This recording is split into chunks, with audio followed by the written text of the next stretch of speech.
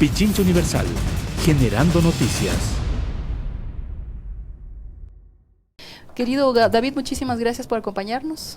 Xavi, encantado de estar acá. Un saludo a la audiencia. Continúa de bajada la popularidad del presidente. Hay una credibilidad ya bordeando el 15, o sea, 16 ya bien cerquita del 15 y pico. Pues sí, es un descenso acelerado. Yo creo, habría que preguntar a las amigas y amigos que se dedican a las encuestas. En el histórico yo tengo la impresión de que es quizá el gobierno con menos respaldo popular que hemos tenido, al menos en los últimos 20 años, sino en toda la última etapa democrática. No recuerdo un gobierno con tan poca credibilidad. Pero paradójicamente con tanto apoyo es de los medios de exactamente lo que comunicación. iba a decir. Es decir, exactamente, me has robado las palabras. Es eso, la paradoja de este momento es que siendo un gobierno con tan poca credibilidad, con tan poco apoyo ciudadano, de acuerdo a las encuestas, es un gobierno bastante fuerte en términos políticos, ¿no? Y más allá del, digamos, fuerte en el sentido político más duro, digámoslo así, ¿no? Es decir, ahí no cuenta ni la mediocridad de Moreno, ni la ineptitud del gobierno, ni nada de eso. Es decir, cuenta cuáles son los poderes que están gobernando realmente y cuál es la coalición que está gobernando. Y esa coalición es una coalición muy sólida, que en el Ecuador no la habíamos visto. Es quizá después del Partido Social Cristiano es el gobierno de derecha que tiene más fuerte que hemos tenido. Es una cosa muy interesante si uno lo pone en términos históricos, pero yo diría que, salvo ese que fue un gobierno fuerte, represivo y demás, como todos sabemos, los gobiernos de derecha siempre tuvieron mucha debilidad política, mucha incapacidad de poder cohesionar a los distintos poderes del país, de contar con el favor de todos los poderes del país. Y eso plantea para la sociedad ecuatoriana una dificultad enorme, es decir, muy difícil de romper, al menos en el corto plazo, digamos, ¿no? Para entenderlo políticamente, se puede separar a un ejecutivo que se lo ha catalogado de débil en el sentido de que tampoco puede movilizar lo que quiere en la asamblea, pero sí de un blindaje fuerte alrededor de las fuerzas, quizá que con cierto oportunismo o interés pudiesen estar aprovechando esa debilidad. Exacto, es que el gobierno, a ver, lo único que hace bien el gobierno es cumplir con los favores hacia ciertos grupos de poder, ¿sí? Grupos de poder en el sentido amplio. Estoy hablando desde los intereses de los Estados Unidos en el Ecuador hasta los intereses de las grandes empresas mediáticas. En ese amplio espectro, el gobierno es un empleado de todos esos poderes y digamos, es un pésimo empleado los ecuatorianos. Todos conocemos, yo no creería que haya un ecuatoriano que crea que este es un buen gobierno. O sea, hay gente como este señor que estuvo ayer acá que ha dicho en Twitter varias veces que todos sabemos que es un mal gobierno, pero del otro lado está el cuco, que es el correísmo, y entonces este gobierno nos sirve para taponar y para seguir la persecución, etcétera, etcétera. No, bueno, ellos no admiten eso, ¿no?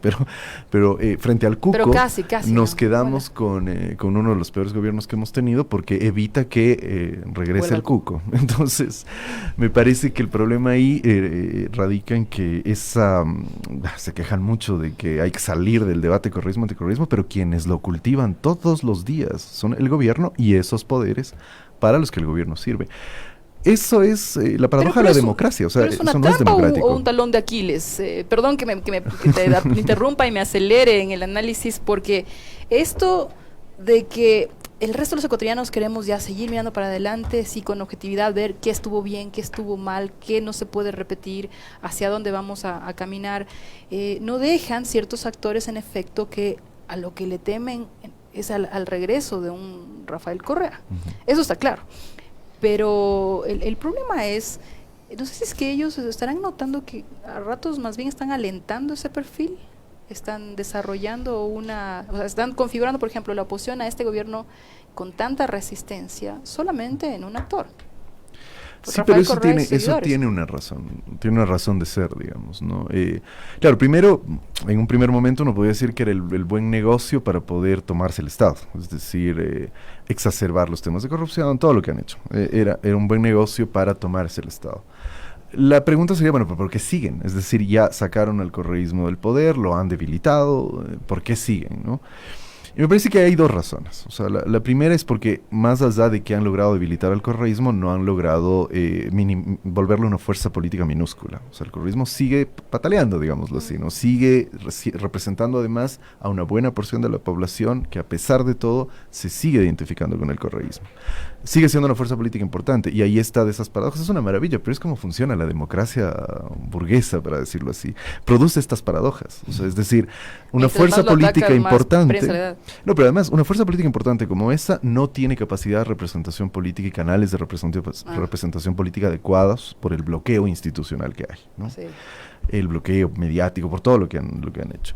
Y un gobierno que tiene el 16%, es decir, que casi nadie lo apoya, es un gobierno fuerte porque quienes lo apoyan son un grupo minúsculo, porque eso es la maravilla de la democracia moderna, es un grupo minúsculo que tiene mucho poder. Entonces, esa es la una razón, es decir, el correísmo no ha dejado de ser una fuerza política que mal que bien sigue molestando esos poderes, y tratar de minimizarla, llevarla a su mínima expresión, seguirá siendo una tarea política de las encomiendas que tiene, un gobierno encomendero, digamos, las encomiendas que tiene Moreno. Pero por eso digo, o sea, ese objetivo de borrarlo quizá a veces se les puede revertir en el sentido de que se convierta en su talón de Aquiles, es como alimentar, como el caso de José Juan Carlos Suárez, que ya de acuerdo, pero ahí habría que sopesarlo, porque también está el otro lado, es decir, el gobierno necesita mantener, y esto es importante de tener en cuenta también, que necesita mantener cierta legitimidad en la sociedad ecuatoriana. Es decir, yo sí creo que más allá de que el apoyo es tan bajo y la credibilidad es tan baja, hay que ver que sí hay buena parte de la sociedad derechizada, muy derechizada, que prefiere el gobierno de Moreno al retorno al correísmo. Entonces, prefiere, es decir, no le importa. Moreno puede dinamitar la economía, es lo que está haciendo, puede dinamitar la institucionalidad estatal, que es lo que ha hecho. Pero no importa, es decir, el correísmo es peor. Entonces sí hay buena parte de la población que está en eso, y el modo de mantener esa legitimidad, porque ahí sí, digamos, en términos ideológico-políticos, el gobierno es muy débil, es un chiste, es una comparsa el gobierno. Entonces el único modo, no tienen proyecto, no hacen obras, es decir, no tienen cómo legitimarse en la población. La única clave de legitimación es seguir construyendo la bestia negra del correísmo, y seguir diciéndose que combaten el correísmo, que lo están menoscabando, en una clave que no es ni siquiera esos apoyos están fundados realmente solo en el sentido de sí, extirpemos la corrupción, recuperemos la democracia. No, es el odio político al correísmo, y eso lo exacerban. Y eso sí se puede sostener bien los 2 años más. Claro, porque el gobierno tiene una base de apoyo, digamos, una base de legitimación en eso muy importante, en buena parte de la población. Y me parece que mantener ese estado de cosas favorece no solo al gobierno, favorece principalmente a los poderes que lo sostienen, que son los que van a llevarse a manos llenas en 2 años el resultado de todo este proceso de transición, ¿no? Sin embargo, han ocurrido 2 pasos interesantes en este transitar. Los socialcristianos se alejaron, supongo ya de cara a las presidenciales para un Nebot, mientras que Creo se subió al vehículo del gobierno, con quién sabe qué tipo de desenlace. En lo político, esas apuestas, ¿cómo las analiza David Chávez? A ver, yo creo que hay varios niveles para entender lo que estaría ocurriendo ahí. El primero es el evidente, el más político. Yo no logro ver con claridad, ese es uno de los problemas lamentablemente de entender a las clases dominantes. Las clases dominantes se ocultan mucho en lo que hacen, uno no puede verlas tan de cerca. Yo no estoy seguro de que la salida de los socialcristianos o cierta toma de distancia o pueda ser entendida como una ruptura, ¿no? Es posible que es muy probable que por eso lo pongo en los términos electorales que son. Exactamente, o sea, es porque los beneficiarios sin duda van a ser los socialcristianos de todo esto. Saben que, hábiles como son, saben que ensuciarse con un gobierno, con una gestión tan cuestionable no es conveniente. Lo han hecho bien durante todo este proceso, es decir, no aparecen, no terminan ensuciándose.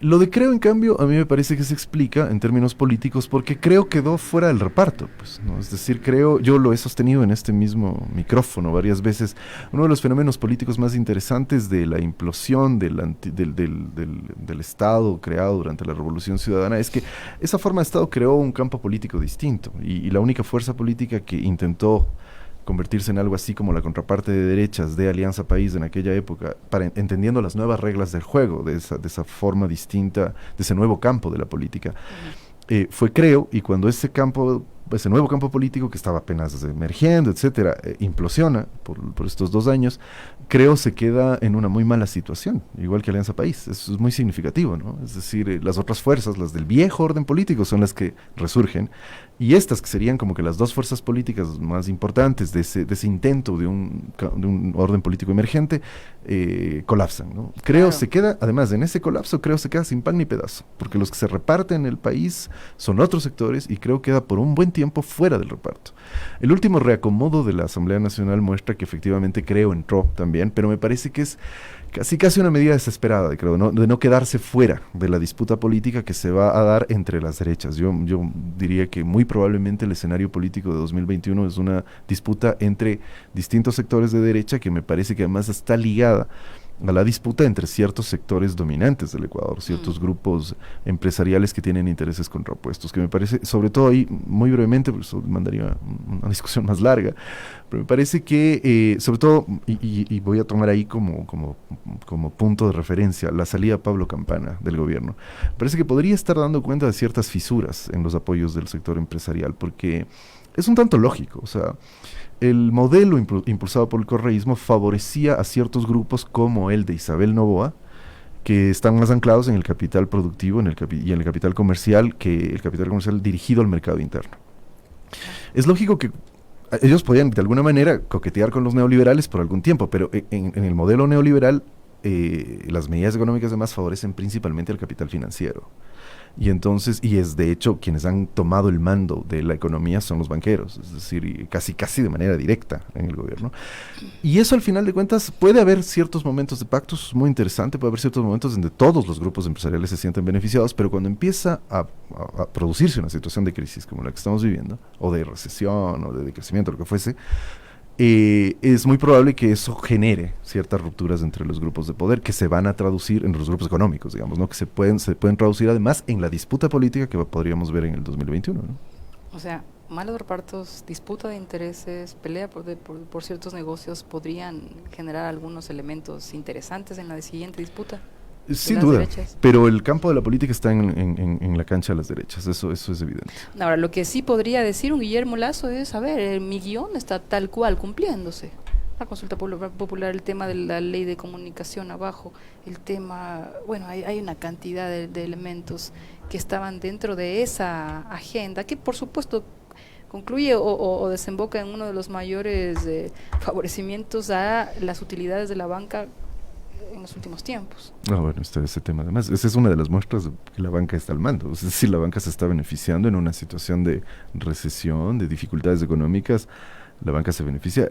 Es que esa es otra de los mitos que construye la ideología que defiende a la democracia liberal y al capitalismo y no sé qué, y una crisis nos afecta a todos, eso no es cierto. O sea, hay quienes, de hecho... ganan con la crisis. Claro, pero en el caso de los banqueros es clarísimo. En el Ecuador es dramático, ojalá ya después de que nos pasen los apasionamientos y demás, lo veamos con más calma.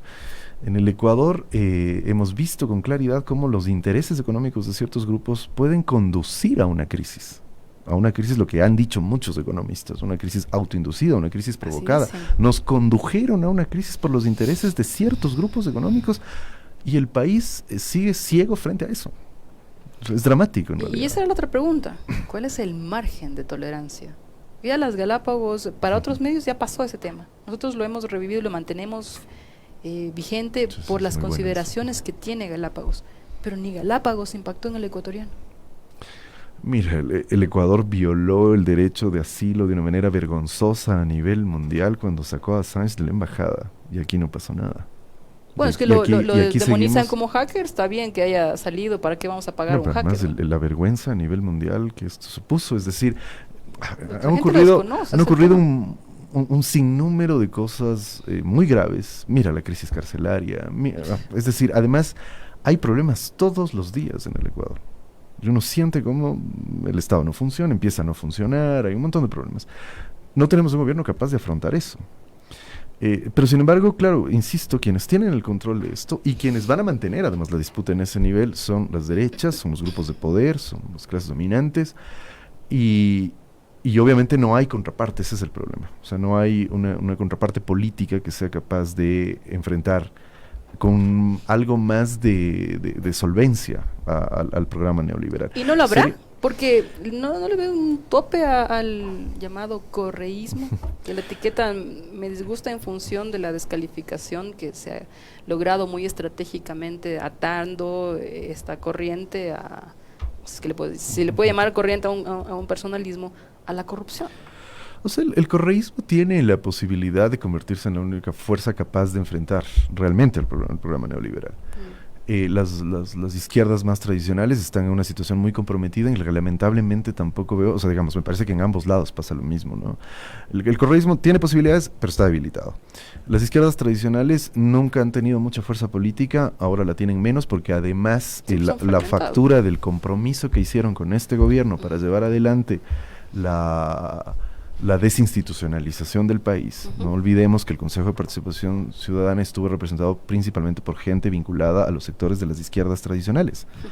El compromiso que asumieron al haber llevado adelante eso es una factura demasiado alta para las izquierdas tradicionales. Es decir, yo sigo esperando una huelga nacional que el fútbol anuncia desde hace meses y no ocurre. Entonces, pero ahí sí no hay que llamar las cosas por su nombre.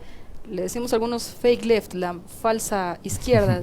Tú les has dicho los izquierdistas puros. La izquierda, los únicos puros y verdaderos. La izquierda pura y verdadera, pero vemos justamente a personajes como Enrique Ayala Mora encabezando esta logia de notables de nuevo para abolir la institucionalidad. Eso es a lo que me refiero. O sea, eso es a lo que me refiero. O sea, las izquierdas lamentablemente no pueden hacerse a un lado de la responsabilidad que han tenido en este proceso. Porque no es menor.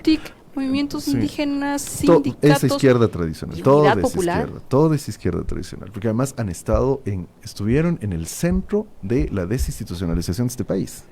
O sea, no es menor, no es como en otras ocasiones que démosle al del partido tal o al de la organización tal un pequeño ministerio por ahí. Esta vez los pusieron en el centro, en el Consejo de Participación Ciudadana, que tenía mucho poder, y llevaron adelante lo que llevaron adelante. Entonces, digo, ahí hay una gran factura, pero de nuevo digamos, todo era en nombre de Descorreizar, que es el norte nacional. Por supuesto, sí, son muy ingenuos que no se dan cuenta que las derechas los estaban utilizando, pero más allá de esa discusión, yo creo que, o sea, ¿cuál es el problema? Es que de lado y lado, la posibilidad de confrontar con el neoliberalismo implica un proceso, o implicaría, o debería implicar un proceso de renovación política en ambos lados. O sea, en las izquierdas tradicionales, yo creo que urge en las izquierdas tradicionales un proceso de renovación política, un proceso de renovación de sus dirigencias en todos los niveles, que son quienes más se han comprometido en este proceso. Y en el correísmo urge también un proceso de renovación. Es decir, el correísmo no puede seguir apuntalando su enfrentamiento con el gobierno con INA Papers. O sea, todo bien con INA Papers, pero eso es seguir apuntalando este discurso que lo único que produce es la antipolítica, que es el discurso de la corrupción. El discurso de la corrupción favorece a las derechas. Y no digo, porque por ahí ya me caerán con, no, es que defiende a corruptos. No, o sea, yo quiero ser categórico con esto, porque ahí lo que hemos visto en el país no es un combate real contra la corrupción, lo que hemos visto es un reality show para manipular políticamente la situación nacional y poder tomarse el Estado y hacer todo lo que han hecho. Claro, y se ve solamente un juego de tronos, finalmente. Exactamente, ese reality show del combate a la corrupción es la peor forma de combatirla. Pichincha Universal.